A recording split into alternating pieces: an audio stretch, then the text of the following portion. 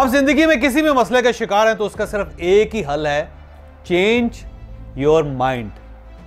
आप यकीन करें कि आपके हर मसले का सिर्फ दुनिया में एक ही हल है कि यहां से अपने आप को तब्दील कर लें, आपका मसला हल हो जाएगा। चंद दिन पहले मेरे पास एक साहब आए, उनको बहुत बड़ी शिकायत थी अपने बच्चों के साथ। उनका यह कहना था कि मैं जब भी घर जाता हूं मेरा हर बच्चा मोबाइल फोन उठा के फिर रहा होता है। कहते हैं नमाज के वक्त में उन्हें कहूं कि नमाज है तो कहते हैं अब्बा बस पढ़ते हैं अभी, और साथ ही मोबाइल फोन टुट टुट टुट टुट ये करना शुरू कर देते हैं।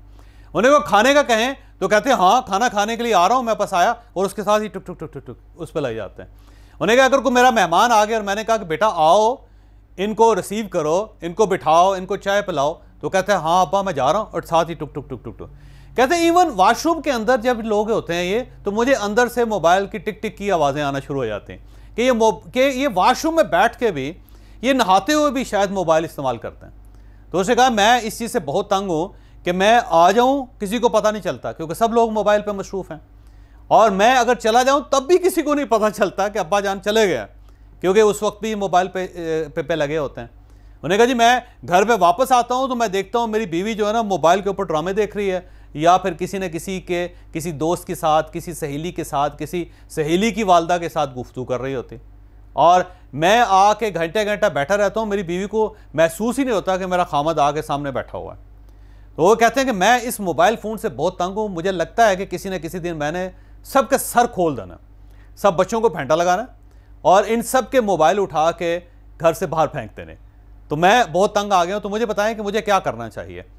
बल्कि उनका ये कहना था कि आपको मैं अपने घर ले जाता हूँ, आप मेरे बच्चों को, मेरी बीवी को, बल्कि मेरी वालदा को भी सबको समझाएं कि मोबाइल फ़ोन कितना ख़तरनाक होता है, ये तो आपकी गर्दन अकड़ा देगा, आप यूँ हो जाएंगे कुब्बे, या फिर ये आपकी आंखों पे ऊपर अफेक्ट कर रहा है, या आपके रिलेशन को ख़राब कर रहा है, डिस्टर्ब कर रहा है, या फिर आपका जो फोकस है उसको कम करता चला जा रहा है। तो आप आके उन सबको लेक्चर दें। तो मेरी हंसी निकल गई। तो मैंने उससे कहा कि आपको याद है कि जब आप जवान थे तो आप क्या करते थे? कह लो जी हम तो अपने वालिद की खिदमत करते थे। मैंने कहा नहीं, कोई ना कोई एक चीज़ होगी जिसमें आप वालिद साहब से जूते खाते होंगे। सोचने लगा, सोचते सोचते कहने लगा हाँ अब्बा जी को मेरी फिल्में देखना अच्छा नहीं लगता था, तो मैं जब फिल्में देखने जाता था तो वापसी में मेरा फेंटा ज़रूर लगता था। मैंने कहा उससे भी थोड़ा सा आगे चले जाओ और याद करो कि कोई ऐसी चीज़ जिसकी वजह से आपके अपने वालिद के साथ कन्फ्लिक्ट्स बहुत होते हों। कहने लगा हाँ हमारे मोहल्ले में एक टेलीविज़न आ गया। कहने लगे पूरे मोहल्ले में सिर्फ एक टेलीविज़न था, सारे बच्चे उस घर चले जाते थे और बाहर थड़ी पे बैठ के, गली में बैठ के, या अंदर किसी को अगर दरी के ऊपर जगह मिल जाती थी तो वो बहुत बड़ी नेमत होती थी उसके लिए, तो सब वहाँ पे बैठ के टेलीविज़न देखते थे। और जब हम लोग वहाँ से वारस ड्रामा देख के वापस आते थे तो अब्बा जी ने लित्र हाथ में पकड़ा होता था और बाहर खड़े होते थे और बड़ा फंटा लगता था। तो मैंने कहा उससे भी ज़रा आगे चलो कि जब आप उससे आगे चलो तो फिर आप देखो कि क्या कन्फ्लिक्ट था। कहने लगे हाँ उसके बाद एक वीसीआर का दौर आया था, तो वीसीआर किराए पे मिलते होते थे जिसके अंदर टेप्स होती थी, उसमें फिल्में आती थी इंडियन, तो हम वो इंडियन फिल्में ले लेते थे और वीसीआर ले लेते थे, जिसके बाद टेलीविज़न होता था साथ उसके। तो हम किसी की बैठक में घुस के सारी रात 3-3, 4-4 फिल्में देखते थे। और मैंने कहा कि उस पर क्या होता था? कहते उस पर भी बड़ा फेंटा पड़ता था। जब भी हम रात को गायब होते थे तो पता होता था कि इन्होंने वीसीआर लिया होगा और किराए पे लेके, और कहता था जब, क्योंकि ज़ाहिर रात को जब हम एक फ़िल्म देखते तो उसके बाद बंदा बोर हो जाता, थक जाता है, तो हम अपनी आंखों पे बर्फ़ लगाते थे ताकि नींद उड़ जाए।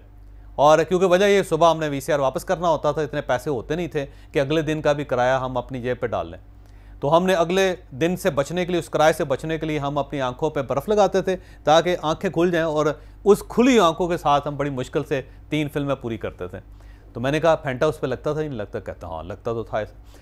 मैंने कहा देखो हर दौर की एक टेक्नोलॉजी होती है और उस टेक्नोलॉजी के अंदर उतनी ही जान होती है जितनी आज मोबाइल के अंदर है। आप याद करो कि फिल्म के अंदर कितनी जान थी कि आप घर से भाग के सिनेमा में जाके फिल्में देखते थे, वापसी पे फेंटा खाते थे। आप याद करो कि टेलीविज़न जब नया आया था या नई टेक्नोलॉजी आई थी तो उसके अंदर कितनी जान थी कि आप वाले साहब के लित्रों की परवाह ना करते हुए भी चले जाते थे और जाके फिल्म देखते थे या टीवी के सामने बैठे रहते, वारस ड्रामा देखते थे। और आप ये याद करो कि जब वीसीआर आया था तो दुनिया का कोई छित्रोल, दुनिया के कोई लित्र उस वीसीआर के रास्ते में रुकावट नहीं बन सका। आप वहाँ जाके और किराए पे ले के वीसीआर सारी रात आंखों पे बर्फ़ रख के फिल्में देखते थे। कहने लगा बात तो तुम्हारी ठीक है। मैंने कहा दुनिया की हर दौर की अपनी एक टेक्नोलॉजी होती है और वो टेक्नोलॉजी इतनी पावरफुल होती है कि जिस आदमी के पास वो आ जाती है वो उसको ग्रैब कर लेते हैं। तो आपको कोई मार, कोई बददुआ, कोई फिटकार अगर वीसीआर से बाज नहीं रख सकी, अगर टेलीविज़न से बाज नहीं रख सकी, अगर फिल्म से बाज नहीं रख सकी, तो तुम कैसे तवक्को करते हो कि आज की जो टेक्नोलॉजी है मोबाइल, तुम्हारे बच्चे वो छोड़ देंगे? ये नहीं छोड़ेंगे। बल्कि जब 5G पूरी दुनिया में फैल जाएगा तो उसके बाद ये टेक्नोलॉजी मज़ीद लिथल हो जाएगी। ये इतनी खौफनाक हो जाएगी कि इसके बगैर आप ना कुछ खा सकेंगे, ना कुछ पी सकेंगे, ना आप कोई दवा ले सकेंगे, ना आप वॉक कर सकेंगे। ये इतनी खौफनाक हो जाएगी। तो मसला ये है कि मसला तुम्हारे बच्चों में नहीं है, मसला तुम्हारे अंदर, क्योंकि उसकी वजह यह कि तुम इस टेक्नोलॉजी को तस्लीम नहीं कर रहे। बिल्कुल इसी तरह जिस तरह तुम्हारे वालिद ने वीसीआर को, टेलीविज़न को और फिल्म को तस्लीम नहीं किया था, लिहाजा उस वक्त उनका आपके साथ कॉन्फ्लिक्ट था और आज तुम्हारे बच्चों के साथ कॉन्फ्लिक्ट है। तो उसने कहा ये बात तो तुम्हारी दिल को लगती। मैंने कहा दिल को लगने वाली बातें हैं। लिहाजा मैंने उसे कहा कि याद रखो कि दुनिया के इस वक्त हर वालिदैन को अपने बच्चों के साथ प्रॉब्लम, और इस प्रॉब्लम की वजह यह है कि ये जो नई टेक्नोलॉजी है या ये जो टेक्नोलॉजी इवॉल्व हो रही है, आप या मैं या दुनिया के वालिदैन उसे मानने के लिए तैयार नहीं। हम लोग उसे रजिस्ट कर रहे हैं।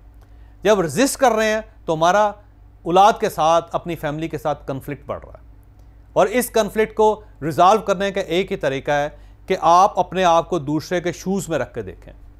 आप वालिद बन के सोच रहे हो, वालिद बन के ना सोचो।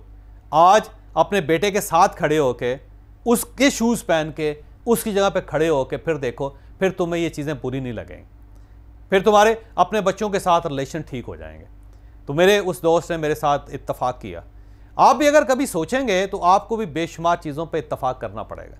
ये याद रखें कि पाकिस्तान में आज हर फैमिली के अंदर कन्फ्लिक्ट है, हर फैमिली डिस्टर्ब है। मेरे पास एक दोस्त आया, उसने कहा कि यार मैंने अपने बच्चे की शादी कर दी है। तो मैंने उससे कहा कि यार तूने मुझे बुलवाया क्यों? उसने कहा मैंने किसी को नहीं बुलवाया। तो मैंने बड़ी हैरत से पूछा कि क्यों नहीं बुलवाया? वो कहने लगा यार तलाक़ें पाकिस्तान के अंदर इतनी ज़्यादा हो रही हैं कि मैंने ये सोचा कि बच्चे की शादी करते हैं, साल एक इंतज़ार करते हैं, अगर ये शादी चल गई तो वलीमा कर लेंगे, सबको बता दें, और अगर नहीं चली तो चुप करके घर में बैठ जाएंगे, किसी को पता नहीं चलाएगा। यानी एक नई डेवलपमेंट है सोसाइटी के अंदर। ये भी बहुत सारे बच्चे अपनी पसंद की शादी करना चाहते हैं, बच्चियां अपनी पसंद की शादी करना चाहती हैं, बच्चियां बच्चों से ज़्यादा पढ़ रही हैं, वो अपना कैरियर बना रही हैं। फाइनेंशियल प्रॉब्लम हर घर के अंदर है। लोगों की इनकम अगर 1 करोड़ रुपए भी महीने की है तब भी पैसे ख़त्म हो जाते हैं हर महीने के आखिर में। सास को बहू से, बहू को सास से, बहन को बहन से, भाई को बहनों से, बहनों को भाइयों से, हर जगह पे झगड़े हैं, हर जगह पे कन्फ्लिक्ट है, सबको इख्तलाफ है एक दूसरे के साथ। हम अच्छी फैमिली नहीं बन पा रहे, हर फैमिली के अंदर बदसकूनी है। आप यकीन करें कि अब आप किसी घर में चले जाएं, वहाँ पे एक पूरा रैक होगा जिसके अंदर दवाइयाँ होंगी। यानी कभी होता नहीं था कि किसी घर के अंदर दवाइयों के रैक्स हों। ये तो हमेशा केमिस्ट की दुकानों पे होता था या मेडिकल स्टोर्स पे होता था, लेकिन आज पाकिस्तान के हर घर के अंदर आपको एक पूरी अलमारी मिलेगी जिसके अंदर सिर्फ दवाइयाँ होंगी। तो ये क्या है? ये भी एक तब्दीली है। तो मैं ज़ाती तौर पर समझता हूँ कि हर फैमिली, हर शख्स स्टक हो जाता है लाइफ के अंदर, और जब वो स्टक होता है तो चीज़ें बड़ी मामूली से होती है। जैसे कि मैंने अपने दोस्त को मोबाइल फ़ोन के बारे में बताया, तो बहुत मामूली चीज़ है, एक मामूली सी अंडरस्टैंडिंग है। जब तक आप अपनी आंख नहीं खोलते आप कोई अंडरस्टैंडिंग हो नहीं सकती। लिहाजा हर घर के अंदर, हर शख्स के अंदर ऐसे बेशुमार स्टक्स हैं, एक ऐसे बेशुमार मौके हैं जिनके ऊपर वो स्टक हो रहा है। तो जो लोग स्टक हो रहे हैं तो उनको क्या करना चाहिए? उन सबको किसी न किसी एक्सपर्ट की मदद लेनी चाहिए, किसी ऐसे एक्सपर्ट की मदद लेनी चाहिए जिसका तजर्बा आपसे ज़्यादा हो, जिसके पास ज़्यादा केस स्टडीज़ हों, जिसका ज़्यादा एक्सपोजर हो, तो वो आपको गाइड कर सकता है। तो मेंटोगा एक वेबसाइट है जिसमें मैं अब अवेलेबल हूँ, और इस वेबसाइट के ज़रिए आप ज़िंदगी में जहाँ पे भी स्टक हैं, आपको फाइनेंशियल प्रॉब्लम है, आपको अपने कारोबार में प्रॉब्लम आ रहा है, आप टीम मेकिंग नहीं कर पा रहे, आप अपने रिसोर्सेज को मैनेज नहीं कर पा रहे, आपको दोस्तों के साथ आपकी लड़ाइयाँ चल रही हैं, आप घर में आते हैं तो बेसुकूनी है, आपकी हेल्थ का प्रॉब्लम है, आपको ब्लड प्रेशर है, आपको डायबिटीज़ है, आपको मेंटल सिकनेस फील होती है, आपको फटीक महसूस होती है, आपको टेंशन एंग्जाइटी महसूस होती है वो, और इसके साथ साथ अगर आपका लाइफस्टाइल डिस्टर्ब है, या फिर आपको मनी मैनेजमेंट चाहिए कि आपके पास अगर रिसोर्सेज कम हैं और अखराजात बढ़ रहे हैं, आप अपने अखराजात को कैसे कम कर सकते हैं, अपने रिसोर्सेज को कैसे बढ़ा सकते हैं, तो इन सारे इश्यूज़ पे आप मेरे साथ बात कर सकते हैं। तो आप इस वेबसाइट को विज़िट कीजिए और यहाँ पे आप मुझे टैग कर सकते हैं। यहाँ पे और भी बहुत मेंटोर हैं दुनिया के, बल्कि खासी दुनिया के बहुत से मेंटोर हैं, आप उनको भी सिलेक्ट कर सकते हैं। और अगर आप मेरे साथ भी बात करना चाहते हैं तो यहाँ पे आप टाइम बाय करके, टाइम लेके आप मुझसे बात कर सकते हैं।